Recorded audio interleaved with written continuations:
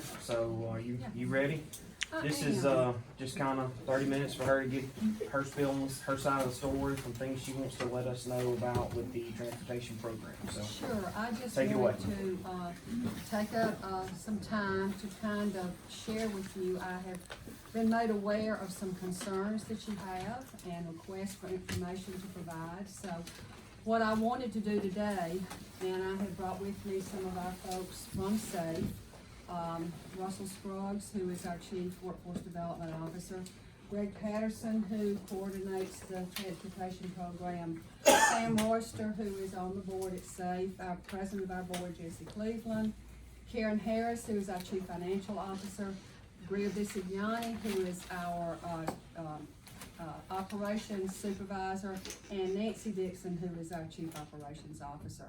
And Laura Strickland is on the SAFE board, and Laura Heath is our liaison. Did I miss anybody? But what I wanted to talk about were some issues that have come up with regards to the transportation program and your consideration of the request we made for funding for the coming year. And I wanted to start with scope of service. I know there has been a great deal of discussion about the fact that SAFE is out and has been out of its scope of service. But if you reference our contract, the city's contract with East Alabama Regional Planning and Development Commission that was signed by Shane Christian, who is the project director for transportation at East Alabama, Lori Corley, who is the executive director, Kim Morris, city clerk, and Mayor Jim Heigl, and was brought before you all. This was for 2019-2021, and these are 3-year contracts. This contract specifically states service area, and during this time, from 2003 forward, we took the program over in February of 2003. You will see on this contract, and this is the same contract that you've signed every year with the exception of this year. Well, and I'll get to that. And it specifically says, the area for ACT's demand response transportation services will be the city of Sylacauga and its surrounding area.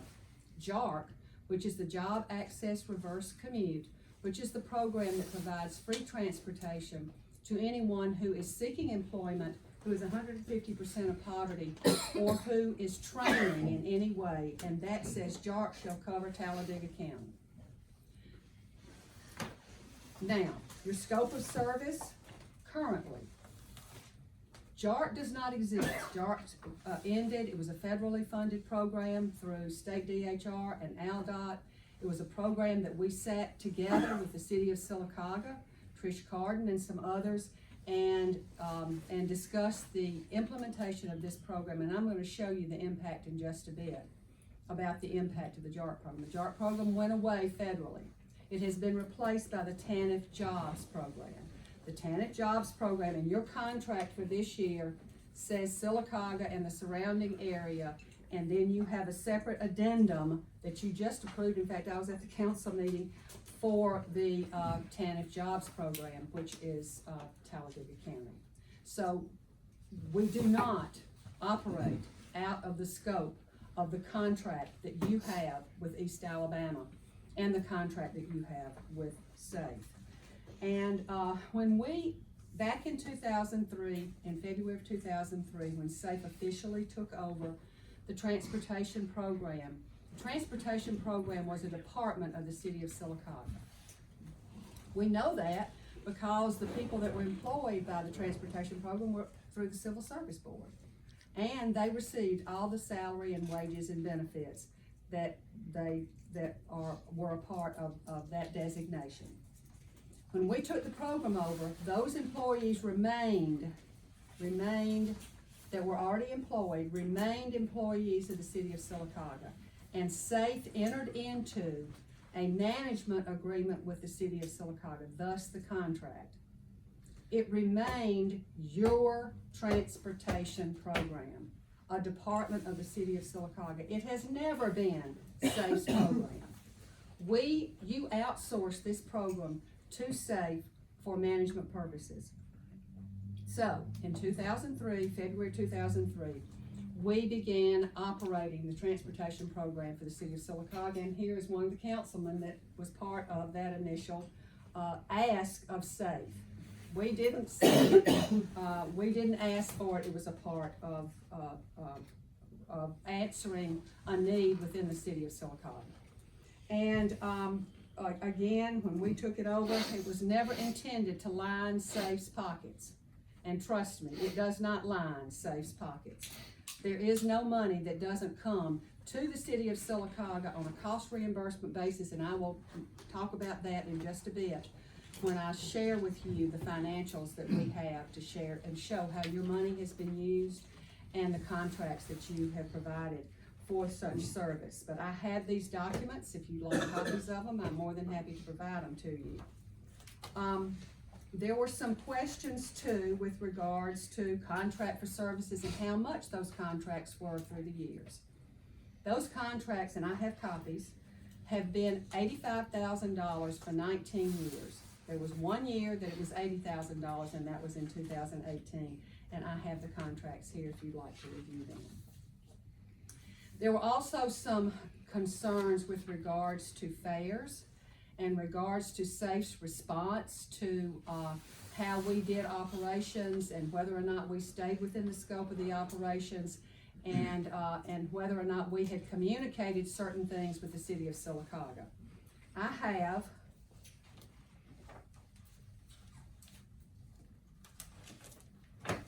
emails dating back, I actually have some dating back to 2017, but these are most particular with regards to SAFE's response when the city came to SAFE and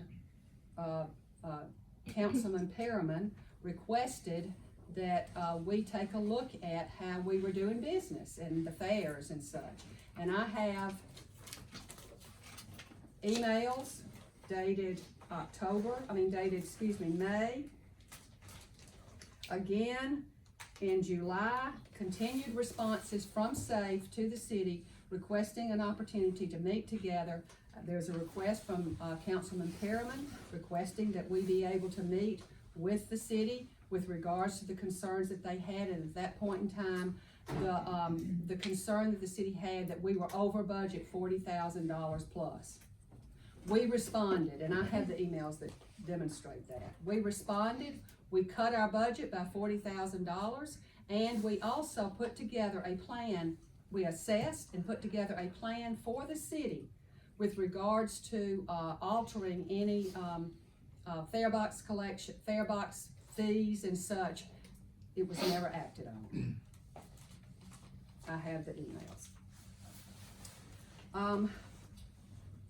Wages and salaries for people at SAFE. Back in 2017, SAFE underwent a benchmarking of all of our salaries and compensation packages at SAFE with a firm called Tate and Associates.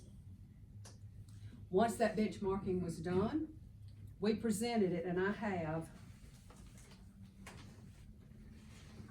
the email documentation that it was presented to the city of Sylacauga, to Trish Carden, for consideration by the city of Sylacauga. Don't know if it was or if it wasn't, but it's here, and I have the documentation. Next question is with regards to our trips to Birmingham and our trips to Talladega. Again, we have always, without exception, except on certain circumstances, and I'm going to describe that for you, we have operated within the scope of services. Through our program, we do transport Sylacauga, and we've been down this road too about we transport people that are not residents or in the surrounding areas of Sylacauga, and that is not true. We shared that information with you last year. But we do make 2 trips a day to Talladega. One is a resident of the city of Sylacauga, the other is a resident of the surrounding area of Sylacauga, and they go to AIDB to work. And we pick them up in the afternoon and bring them home. Those are the 2 trips, 2 people. They pay a fare to do that, and it's not the $2 or $1 fare. How much is their fare? Their fare is, one is $12 a day, and the other is $6 a day, for a total of $18 a day to take them to AIDB and back. We go to Birmingham. We plan to go to Birmingham one day a month. We do not always do that. In fact, this month, we do not have the capacity to take folks to Birmingham to the medical appointments. That's all we do, is primarily is medical appointments. We do not transport in December. So basically, on average, we transport about 10 trips a year. And we charge $20 for a round trip. Now, these were fares that were submitted to the city of Sylacauga for consideration of altering these back in 2019. Okay, now what I want to talk about is, and try to share with you, the economic impact and the financials for the transport, your transit program, your ACTS transit program.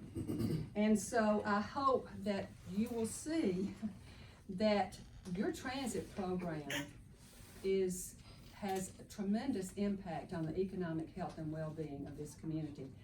And we're gonna share that dollar for dollar economic impact for you in just a bit. Russell Scruggs is gonna share that for you. But what we want to look at is, and I have these for your consideration, for your review. This is an email from Shane Christian where he provided for us a detailed, this is the 5311 program, provided for us a detailed annual fare box, net operations after fare box, and administrative costs associated with the 5311 program. And let me add this. Operations include fuel, maintenance, tires, everything associated with the operation of these vehicles, as well as staff and all the other operational expenses, telephone and everything. I have a question. Mm-hmm. So that's, well, not a question, a comment. So the whole purpose of this meeting is to renegotiate the contract. No, that is not what I was talking Well, about. that was my understanding. No, we were letting her, she wanted to clear out and set her truths and show her Share. numbers. Yes, that's exactly. And then we were gonna set the date for Huh? the contract negotiation. Everybody. That wasn't my understanding. I requested in it by email, an opportunity to come forth and talk about what had been discussed That's what I was in talking open about. meetings about Right. safe and transportation programs. Please state your name. So what I want to share with you is and explain the process whereby, and I'm sure Yolanda will verify this, whereby these funds, fare box collections and such, come to the city. The reports that are generated by SAFE on a monthly basis, really on a daily basis, but on a monthly basis, and then again on a quarterly basis to East Alabama, because SAFE collects fare box, not the JARC, and I'm gonna talk differently about the JARC. But SAFE collects the day-to-day fare box money. It doesn't stay at SAFE. It goes directly to the city of Sylacauga. In fact, I think we submit those dollars, what, about once a week? Once a week. We submit those to the clerk's office here at the city. At that point in time, when it comes time for the monthly reporting, then SAFE puts together, Karen puts together the invoices or the reports on the expenditures that we know something about. Sends it to Yolanda. She then puts on that report those expenditures related to 5311. Mm-hmm. Okay? So, Sends it to me and yeah, then Karen, I'm sorry, not to East Alabama, but back to SAFE, because we submit the report. Thus, these are figures that are generated not by SAFE, but by East Alabama. They were not generated by SAFE, they were generated by East Alabama. You're gonna get another spreadsheet.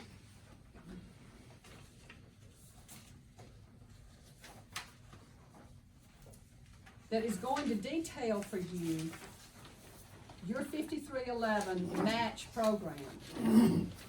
And the amount of money, I know Councilman Nix asked that we look at how much money was contracted with SAFE each year, and that is indicated there, 85,000 except in 2018, and it was 80,000, and we have the contracts.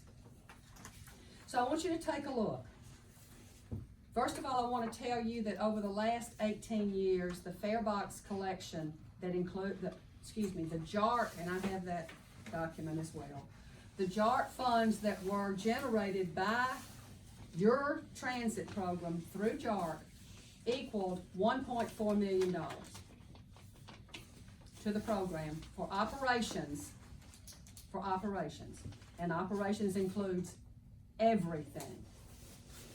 So let's take a look at year one, FY 2003, and we didn't take the program until February of 2003.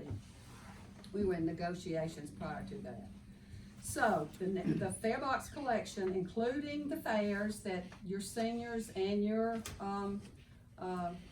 regular citizens paid at $1 or $2 a trip, the Farebox collection for that year, when we took the program over, by the way, the Farebox collection was $2,500 a year.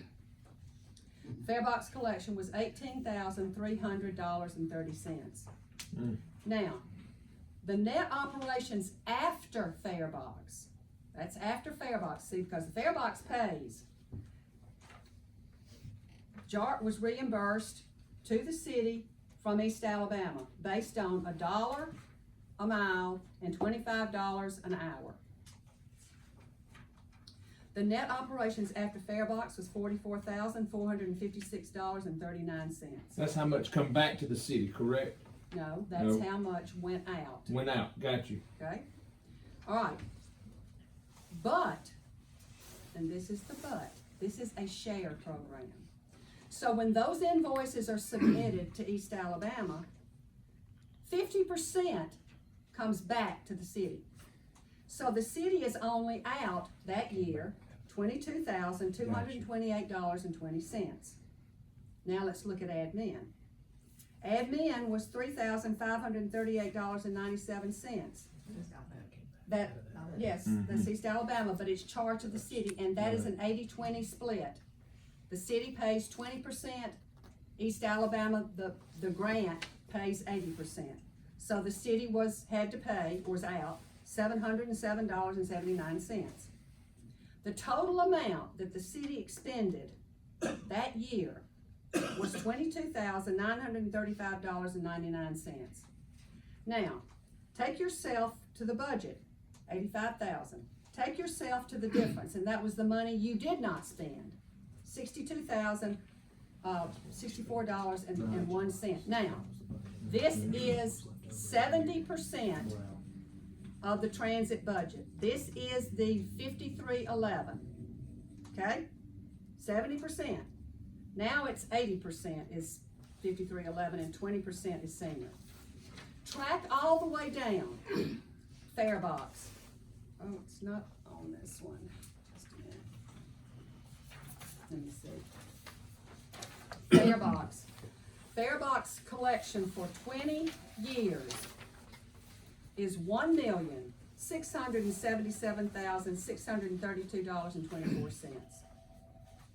The net operations after Farebox for 5311 is $1,198,338.02.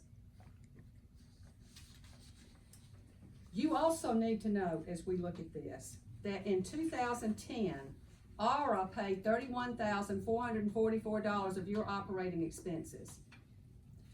Track down to 2020, the CARES Act paid $69,102.94 from January to September for operations and $2,594.53 for admin.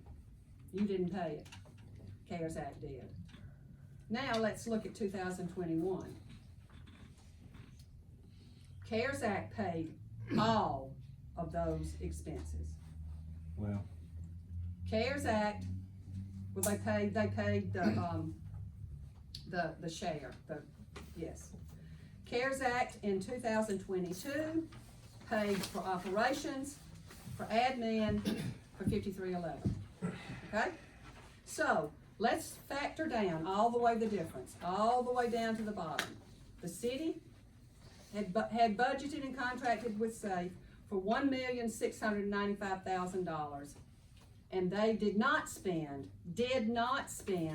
$1,076,936.40. These are Shane Christian, East Alabama Regional Planning and Development Commission numbers. Now let's talk about vans. We have 7 vans on our fleet right now. You paid for 3 for a total of $32,758. The city got 4 for free. You pull that $32,758 right over there where that million sits, and you still got almost $1 million. Now, 70%, this is 5311. This is what SAFE manages, right? Okay? Correct. Now, the 30%, or now the 20%, used to be 30, now it's 80-20. The senior money, we don't know anything about. We don't get anything related to that. Period. We don't get a ledger, we get nothing. But we do know how much our seniors generate in sales tax. We do know those people who are considered, how shall I put this, less fortunate, pay sales tax. And we transport them. And Russell's gonna share that with you. You ready for me? I'm ready. Well, for those of you who don't know me, I spent a great deal of my career measuring risk and just ways to mitigate that risk. I mean, that's kind of what I did. And so when I heard the report that she just shared with you about the $1 billion that we saved, you can just about stop right there. That's a pretty good return on investment. But being we're a family resource center and you're a municipality, then we have to look beyond that for what we call a social return on investment to measure the financial values created by the organization. So, you know, I asked myself, what is the economic benefit when we choose to invest in all of our citizens, you know, and the ones we're talking about are the ones that are in most at risk and most at need here. And so over the past year, Sylacauga's public on-time transportation logged over 26,000 trips, serving some 19,000 passengers, homebound meals, excuse me. So what did we get? Food insecure and the homebound were served. It's kind of critical. Access was provided for food and for groceries. Access for health and medical services was provided. Mental health services provided. Transportation was offered to retail stores and banks. Of course, it'd be the banks. To the Social Security office, to the SNAP office, to the license office for photo IDs. Transportation to and from work was provided for those that cannot drive, which Margaret alluded to just a minute ago. Access to vote this past week. So these 26,000 trips that we provided service for represents access for vital services benefiting both our citizens and the entities that are patronized, our businesses in the community. So trying to put that together, put some numbers to it, we have a base of average 581 riders that makes up these trips. With an income stream utilizing $1,000 a month from Social Security and from SSDI. Plus you have other benefits like SNAP benefits. And using that amount and being a former banker, I know they came in, cashed a check, and left $10 in the bank. So they don't have large savings account. They spend all of that money as paycheck to paycheck. I think the average Social Security benefit in Alabama is about $14.98. So I'm trying to err on the conservative side there. But that represented $7 million annually into the local economy, and then further with a 3% sales tax benefit of $209,000 to the city. So even with that number there, which is I think pretty substantial, a pretty good return on our investment, Spot still had to turn away 100 riders a month due to operating at capacity. So, so what if these transportation services are not provided? I mean, how do you think they're gonna get to work, to get food, to get medical care? It's gonna fall back on you guys. So, but no doubt, most are gonna find a way to get these services. They are resourceful. But it's gonna create an undue hardship it would create an undue hardship that every one of us in the room have not had to endure, and I consider ourselves blessed.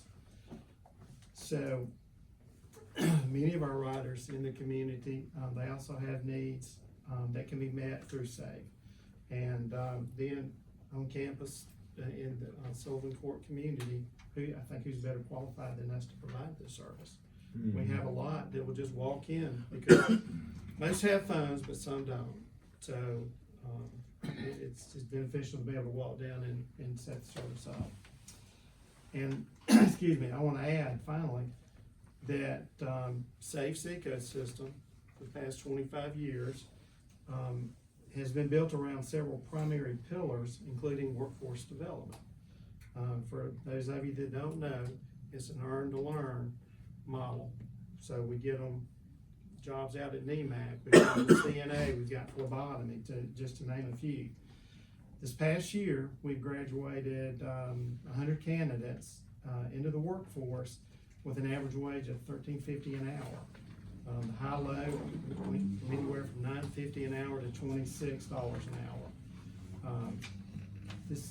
These graduates, this workforce is expected to pump another 2.8 million into our economy, yielding another additional 84,000 in sales tax revenue. So I just leave you with this, that the ROI benefits our community with an economic impact of almost 300,000 in sales tax revenue, generated from almost 10 million in sales revenue from our ridership and our Workforce Ready program. And then I also leave you with the ROI that Margaret discussed a minute ago, of more than $1 million being under budget for the program. So I think that's a pretty good return on our investment. It is. And I spoke with you earlier. I explained a few things. I'm glad you shared your side of things. You always want both sides, because there's always two sides of the truth, right? So we got to get it all out. But I apologize on behalf of myself for anything that was taken out of context that I didn't necessarily say the way it came out on paper. And we need both sides of the story, and there's no doubt we have to have a contract negotiation, which we'll get together and come up with a date for that.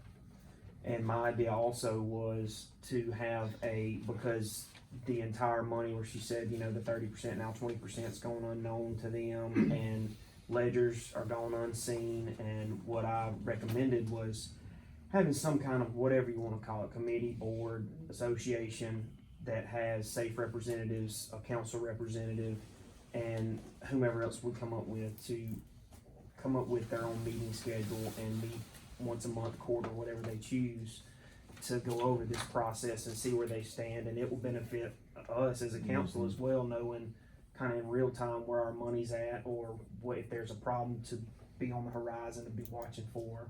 That's a good idea. Things I like that. agree. I And agree. I will say that early on, and Kim knows this, early on, when we first took the program, you outsourced it to SAVE. Tommy Rumsey was the liaison, not from the board, not from the council, but he was our person that was there 24/7. By the way, Tommy Rumsey has had a heart attack, and I don't know if you knew, I just found that out today. His wife called me. Oh my gosh. Yeah. So you might want to keep him in your prayers. He is at, they haven't done anything yet. He's at Spring Terrace, so, I'm sure he would love an outreach. And that was tremendous. Kim has been a wonderful connection to us early on, as we traveled these waters and built this program. I have to share with you, we just had an ALDOT audit. And this is the second ALDOT audit we have had, and it went to rave reviews. Your program is the toast of the state of Alabama. I promise you it is. And because of that, we are eligible for a lot of other opportunities with transportation, if you so choose. I'm sorry. Apparently, I'm the only person in this room that's confused. Because I was under the impression that everybody was on the same page, and it sounds like even from Ash's response to, and from what you said, everybody knows how important the transportation program is. Nobody wants to stop it. Let me finish. I'll let you finish, let me finish. My understanding from the meeting was we come to the table to renegotiate what we pay you guys to run the transportation program, because anything that's been the same amount for over 20 years, of course, it needs to be increased in funding.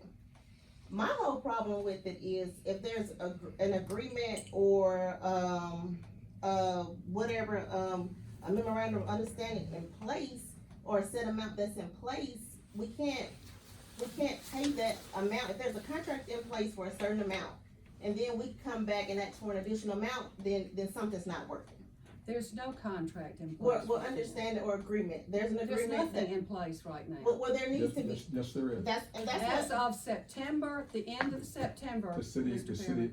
extended that. We're in a Well- continuing resolution, and we'll continue to So- pay the so same I fees. didn't. so that's what I thought the meeting was for, and that's, I didn't know that covered that, I thought it was just. and then the questions that you stated that I answered, I didn't. that I called Nancy for, the whole reason of me calling Nancy was to let you guys know the kind of questions that we were gonna ask and to get an understanding of everything, because like I asked her, I said, how long was the $85,000 in place?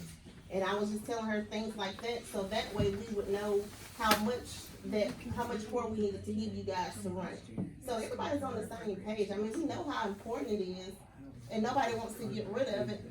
But I mean, to have this whole meeting, to say how everybody feels, and And just to answer It was what to you were an- talking about, is Margaret reached out asking to, I don't know who was CC'd on or not, she Everybody. addressed me and asked Okay, for this, but for after me this, to but after talk. today, we're still in the same place though. We're still Yeah, in the same place after As far as the today. contract, No Yeah. contract agreement, so we're still in the same place. well, that's what I told her as well, that we would have to talk together. I wasn't gonna email everybody, we gotta come up with a date to, And come up with a honestly contract. and frankly, the request was made because of the comments that were made with regards to. Coming to clear safe his name. Well, hold on, Yes. and I'll, That's right. And I can tell you, I know what they are because I have the audio tapes, I know. that's fine, and the next time somebody wants to quote people and I write heard things in the the audio paper, tapes. they Ms. should make Hicks. sure they're awake the whole meeting. And I will say this I too. heard the audio tapes. That's I heard your fine. voices, I heard what you said. I don't care what you Well- heard, but still, we still have to come together to come up with an agreement so that the transportation program can be ran the way it's supposed to be ran. That's the business that's at hand. That's exactly, so you But can are you know suggest- exactly how it's been hold on. ran. What she said, Simone, asked a question. Are you suggesting that the transportation, program is not run the way it should be run? Are you suggesting? I am, because if we have an understanding for a certain amount of money and you need additional money, then you can't be doing what you feel that you should be doing with the $85,000. You need more money. You just said yourself, we're looking at a program 20 years ago, given the same $85,000. Exactly, yes. And you're saying that it should still be that way? Are you saying that there should be some kind of increment If to compensate for the number of years? I Or am. salaries That's and- exactly what I'm saying. And if you heard the tape, you'll know that I'm the one that suggested we have the meeting to come and renegotiate the contract. Am I wrong? No, That you're was right. in the You're right in last, saying that. that was in the last. But that's what. But the key foundational argument that the council was trying to make in our closing discussions is that you're at least 45% off of where you should be funded based on inflation. There's a core problem with funding based on no inflationary adjustments for 20 years. I totally agree. And That was our request. and that's the basis that we need to be working on, trying to find. But that wasn't the discussion that was had about the transportation program, and there was erroneous information provided. I don't know who by who, but there was erroneous information that was provided, and there, we should have had an opportunity to share with you the reality, so that you could make an informed decision about whether or not you wanted to increase transportation, just like Tiffany said. I mean, that's the reason we're here, is to discuss and to share with you the truth. But we What didn't, was said in those meetings was not the but we truth. still didn't do that today. I did too. I You- went you every point that you all but- made in those we're- meetings. I Once did. we leave, there's still nothing in place. We're still the same place we were. Well, it was, the meeting was requested by her to, based Yes. off what she heard, wanting to correct or give out the truths based off the audio and. So that you could make That an she heard. informed decision, if So we we could aren't then talk operating the about program as we the contract. should, based on the information you had, don't you think it's appropriate that the organization that's operating it should have an opportunity to share with you the truth? We're clearly just, Which is why we suggested that we needed to begin a renegotiation based on the inflationary disparity in the last 20 years, and the fact that the city was not a direct participant in these expanded services of the JARC program. But Yes, you were. Yeah, and I've got emails to prove that you were. You were. Yes, you were. And you said there was a There was a contract or an meeting. agreement? There was a Contract, meeting, isn't yes, and it's in the contract, Mr. Perriman. It's in the contract. JARC is in the contract that you all signed from 2003 forward. When JARC first but when the came as money, an when opportunity. the funding went away, Yes, there should have been you some were dis- informed. This year's informed is not the same thing as getting consent to spend. We didn't. If the didn't. funding went away, We didn't. Look at the figures. We did not. The Jobs TANF program came into being in lieu of the JARC program. You know why? Because we advocated for it. But the Jobs TANF program reduces the eligibility for individuals. The pool of people who are eligible is decreased, which means you're gonna have decreased ridership. So, Mark, well, one second, so where we move from here is we're gonna set up a time, we'll share dates amongst ourselves where the majority of council can be available. Relay them to you guys, see what works, we can even meet here safe and start these negotiations based off this, inflation rate that's gone unheeded for, as far as your distribution of money, so Appreciate we'll do that. that. Thank you. And I was gonna touch on the fact with the JARC program, the funding went away. It went from 120 It some went, thousand to. well, it went 20. away because we But- went to the Jobs TANF program. Yeah, but the funding source The and total the dollar amount. amount of funds available for use in the past, that JARC has been pretty much passed. I agree, I've said that. But I'm saying, so in essence, that money went away. So Yes. something needs to be done to address that shortfall of funding. That's exactly the request we made, if you'll look at the letter However, that I that sent. request could have been made, and I said last year, we knew it was going away. Last year, the CARES Act took up that disparity. We should have been planning for something, but nothing was ever done, and here it is, the CARES Act funding is going away. So that No, $100,000 shortfall No, we needs had to be discussions, addressed. we had discussions about it. Well, we're not gonna get anything else done Yeah, further but I'm just tonight, saying so, the funding- Yolanda, the we're gonna funding talk about source it, is- we're gonna meet, and- share dates and set up a meeting so we can come up with that difference. It was discussed last year in the meetings. It was but I in the know presentation. It was in our letter. I can share it with them, so she can. I'm talking about We- last year. Cameron, we And meet nobody with you. says anything, That was a year because ago. Your work nobody- session, because your nobody work wants- session. because nobody wants check to and see if leave you the guys bag. upstairs when no calls here, so, The you fair know, boxing. I don't know if Michael's downstairs. But still, Those nobody guys. says anything, Check says downstairs. anything. Yes, we did. I'm talking about us, everybody Please. who have so